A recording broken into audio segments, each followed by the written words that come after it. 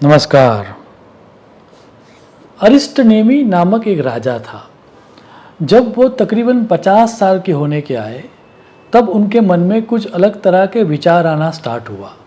तो वो अपने राजगुरु को बुलाते हैं और पूछते हैं कि इस तरह के वैराग्य के विचार, इस तरह के पुण्य पाप के विचार मेरे मन में क्यों आ रहे हैं। तब राजगुरु उनको कहते हैं कि क्योंकि अब आपके वानप्रस्थ का समय हो चुका है, इसीलिए आपके मन में इस तरह के विचार आ रहे हैं। तो ये बात समझ के अरिष्टनेमी एकांत सेवन करने के लिए अपनी राजगद्दी को युवराज को सौंप देते हैं और गंधमादन पर्वत के ऊपर तपस्या करने पहुंच जाते हैं। कई सालों की तपस्या के बाद एक देवदूत वहाँ पर आता है और वो राजा को प्रणाम करके ये कहता है कि देवराज इंद्र ने आपकी तपस्या को देखकर आपको पुरस्कार देने के लिए स्वर्ग में बुलाया है, आप वहाँ पर आओ। अब अपनी तपस्या का भंग करने का मन तो राजा को नहीं था, लेकिन यदि कोई प्रेम से बुलाए तो वहाँ पर न जाना एक तरह से औचित्य भंग हो जाता। तो राजा देवदूत के साथ जाता है। स्वयं इंद्र राजा को लेने आते हैं और अपने पास में बिठा के राजा को इंद्र ये कहता है कि हे राजन, आपकी तपस्या से खुश होकर, प्रसन्न होकर, आपके सत्कर्मों के आधार पर आपको स्वर्ग में उच्च पद, हाई पोस्ट ऑफर किया जाता है। तो यहाँ पर आकर आप इस उच्च पद को लंबे समय तक भोग सकते हो। अब ये सुन के राजा के मन में एक प्रश्न जगता है। राजा ये पूछता है कि मैंने तो तपश्चर्या जो की थी, जो सत्कर्म किए थे, वो स्वर्ग की इच्छा से नहीं किए थे। तो जब मैंने किसी इच्छा से, मेरा इंटेंशन ही वैसा नहीं था कि मुझे स्वर्ग का सुख मिले, तो स्वर्ग की हाई पोस्ट को मैं कैसे एंजॉय कर सकता हूँ। उसके जवाब में इंद्र राजा ये कहते हैं कि भले ही आपका इंटेंशन स्वर्ग प्राप्ति का नहीं था, लेकिन आपने जो सत्कर्म किया, आपने जो गुड डीड्स किए, आपने जो तपश्चर्या की, उसकी बाय प्रोडक्ट के आधार पर आपको स्वर्ग की ये पोजीशन मिलती है। तो आप यहाँ पर आइए और अपने पुण्य कर्मों को भोगिए।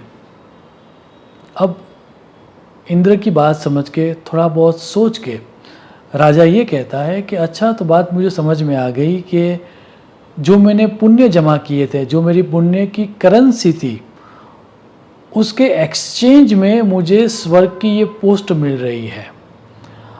अब अगर मैं आधुनिक भाषा में बात करूँ तो ऐसा मान के चलिए कि आपके पास जितने पैसे हैं उसके आधार पर आप कहीं पर घूमने जाओगे तो आप किसी होटल को चूज़ करोगे कि मेरे पास इतने पैसे हैं।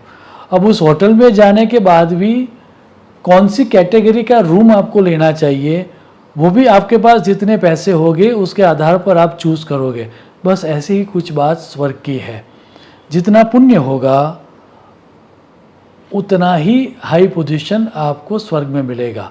अब राजा ये बात समझ के एक प्रश्न पूछता है इंद्र से कि स्वर्ग कैसा है वो मुझे आप बताइए, स्वर्ग किस तरह से ऑपरेट करता है वो मुझे आप बताइए, मुझे क्या मिलेगा, मुझे बदले में क्या देना होगा, उसके बारे में आप मुझे जानकारी दीजिए, तभी आपकी जो ऑफ़र है वो मैं अच्छी तरह से ले पाऊँगा। अब मजबूरन, क्योंकि राजा को खुद इंद्र ने बुलाया था, तो इंद्र, उसकी इच्छा नहीं थी, फिर भी हाँ बोलता है कि हाँ आप पूछिए प्रश्न। तो अरिष्टनेमी कुछ प्रश्न पूछते हैं। उच्च और निम्न स्वर्ग क्या है? क्या दोनों स्वर्गवासियों के बीच प्रेम सद्भावना का व्यवहार रहता है? क्या स्वर्ग में मोस्ट ऑफ द पीपल मेरे जैसे ही हैं, जिन्हें स्वर्ग की प्राप्ति बाय प्रोडक्ट की तरह हुई है, या ज़्यादातर लोग स्वर्ग के सुख की लालसा के कारण वहाँ पर आते हैं? क्या मैं अपने अधिकार का स्वर्ग सुख किसी अन्य व्यक्ति को दे सकता हूँ? दैट मीन्स क्या स्वर्ग का सुख ट्रांसफरेबल है, और आखिर में कितने समय तक मैं स्वर्ग में रह पाऊंगा। अब इसका जवाब देते हुए इंद्र राजा कहते हैं, राजन, आपने जो सदकर्म किए हैं, आपने जो सुकर्म किए हैं, आपने जो तपस्या की है, आपने जो पुण्य को प्राप्त किया है, उसकी करेंसी के आधार पर ही आपको, ऐसा समझ के चलो, करेंसी ऑफ गुड डीड्स, जितना सत्कर्म आपने किया उसके आधार पर ही उच्च और निम्न पोस्ट स्वर्ग में मिलती है। और इतना ही नहीं, जितनी ज़्यादा आपकी करेंसी होगी, दैट मीन्स जितना ज़्यादा आपका पुण्य होगा, उतनी ही बड़ी पोस्ट आपको मिलेगी।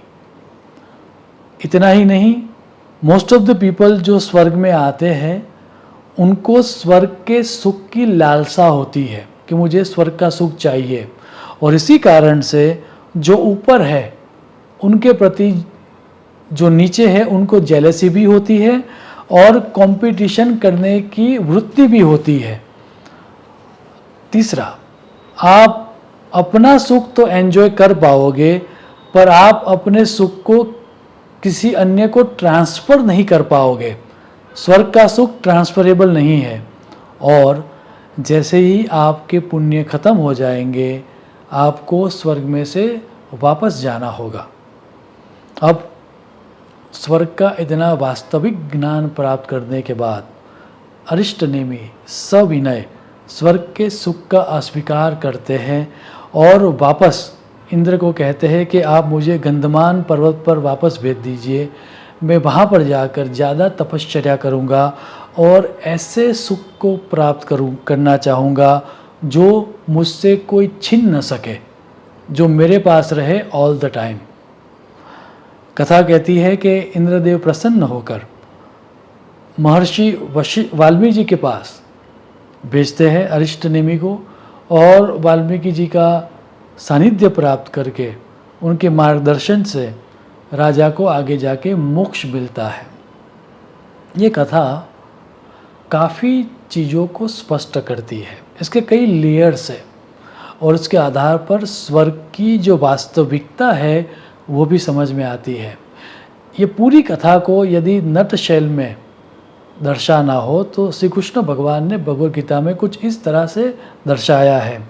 ते तम भुक्त्वा स्वर्गलोकम विशालम क्षीणे पुण्य मर्त्यलोकम विशंति।